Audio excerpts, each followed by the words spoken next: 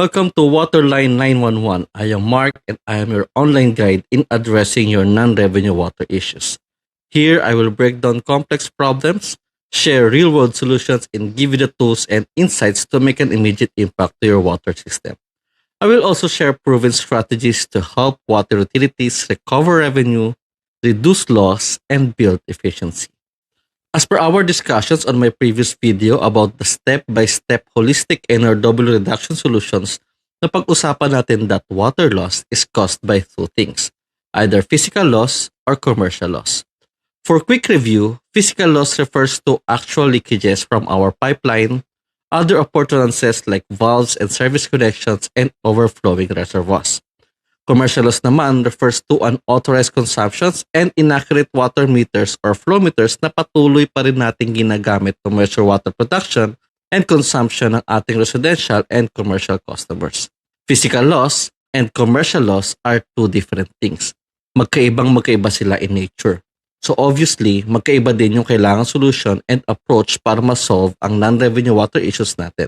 I'll give you a brief example. Halimbawa, mataas ang NRW ng isang district metering area or DMA. Ang naging quick solution natin, without analyzing the situation first, is leak detection since ito yung pinaka-common. Leak detection is a solution to address physical loss. Possible na may mga ma-detect or ma-repair na leak, pero upon checking the NRW percentage natin next month, hindi naging significant yung pagbaba ng NRW. Mataas pa rin. Possible kasi na hindi naman physical loss yung problem. Baka commercial loss naman pala, and ang kailangang solution is meter change program, meter sizing activity, or meter accuracy checking. This will usually happen if hindi natin na-analyze muna yung situation and yet we immediately try to address the issue. Hindi masosolve ng NRW reduction activities na pang physical loss ang problemang pang commercial loss or vice versa. In today's video, pag-uusapan natin yung ating step 4 ng ating step-by-step holistic NRW reduction solutions, and that is the night flow measurement activity. With this activity kasi, we could identify kung ano yung nagkukos ng NRW to a particular area, either physical loss or commercial loss. By doing night flow measurement activity, mas makakapag-come up tayo to the best NRW reduction solutions and activity na magbibigay ng immediate impact in reducing water losses. Sa video natin today, pag-uusapan natin paano nga ba ginagawa yung night flow measurement activity and paano magagamit yung data na nag-gather natin to compute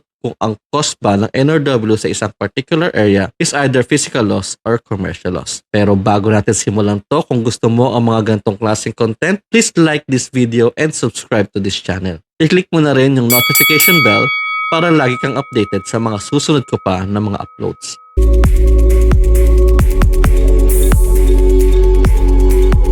Bakit nga ba night flow measurement activity ang tawag at gaano nga ba ito ka-effective? Ang gusto nating ma-identify in doing the night flow measurement activity is the minimum night flow. Minimum night flow is defined as the minimum level that the zone inflows drops to at night. Ito yung pinakamababang flow na pwede nating ma-measure. It is composed of two things, the normal night use and the leakages. Sa minimum night flow, meron pa rin ma-measure na customer consumptions, and the idea is when all the customers stop using water, ang maiiwang flow na mababasa natin as the minimum night flow are from the existing leakages. So sa night flow measurement activity, ang talagang gusto natin ma-account is the amount of physical loss present in a particular area. In effect of that accounting the physical loss, pwede na natin ma-compute yung amount of commercial loss when we subtract the accounted physical loss from the total water losses ng area. So total volume losses minus the accounted physical loss is equal to the total commercial loss. Kapag nagawa na natin yung computation, pwede natin i-compare ano nga ba ang mas mataas or the main cost of non-revenue water sa area, commercial loss or physical loss. Hence, makapag-come up tayo to the best solutions to reduce water losses. Hindi na tayo makakamali ng gagawing activity na talagang masosolve yung water loss issue.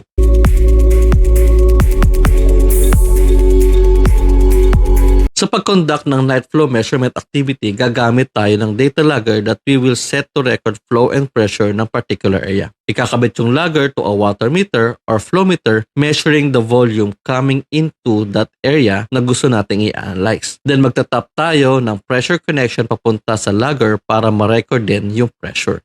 Mas madali ito kung naka-DMA. Then the data logger will be programmed to record data every 15 minutes and kailangan iwan yung logger to record within at least 7 days to cover the entire weekdays and weekends. Magkaiba kasi ang consumption per day and gusto nating makapture yung behavior ng flow and pressure per day for the whole week.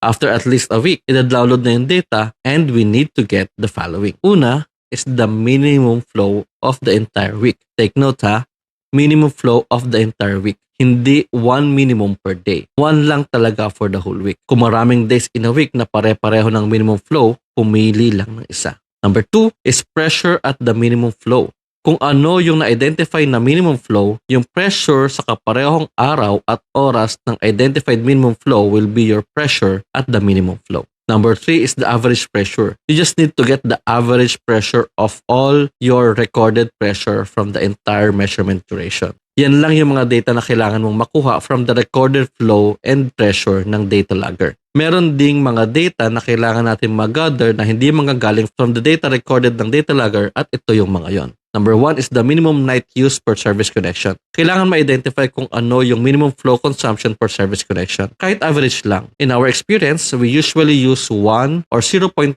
liters per minute as our constant value representing the minimum flow consumption per service connection. Number 2, number of service connection influenced by the water meter or flow meter kung saan ikinabit yung data logger to record flow and pressure. Number 3 is the total NRW volume of the entire area kung saan ginawa yung minimum night flow measurement. Makukuha yon from the supplied volume measured from the water meter or flow meter kung saan ikinabit yung logger minus the billed volume ng area. Kapag nakuha na yung lahat ng data na kailangan, pwede lang mag-compute gamit yung leakage rate formula which is minimum flow minus the product of normal night use per service connection and number of service connection, then multiply the result to the pressure factor which is pressure average divided by pressure at the minimum flow.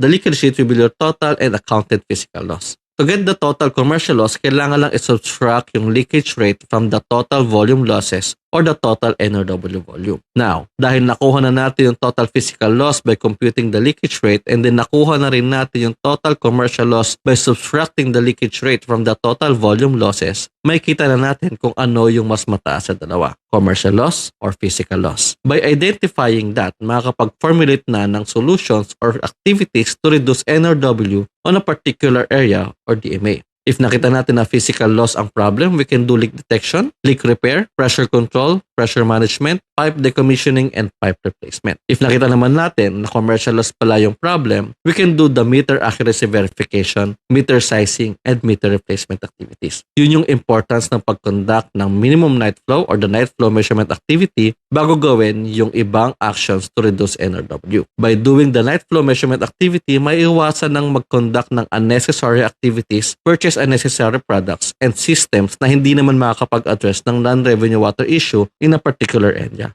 Hindi masasayang yung oras, yung technology, money, and other resources to do unnecessary activities na wala namang magiging significant effect. In conducting night flow measurement, mas magiging sure tayo on what solution should be done na sigurado magkakaroon ng immediate impact sa water network to reduce NRW. Imagine if you will do this to your entire water network and magiging sure kayo to what solutions should be done to reduce NRW. Mas hindi tayo maliligaw in addressing our non-revenue water. Mas magiging effective pa yung gagawin nating solutions and activities.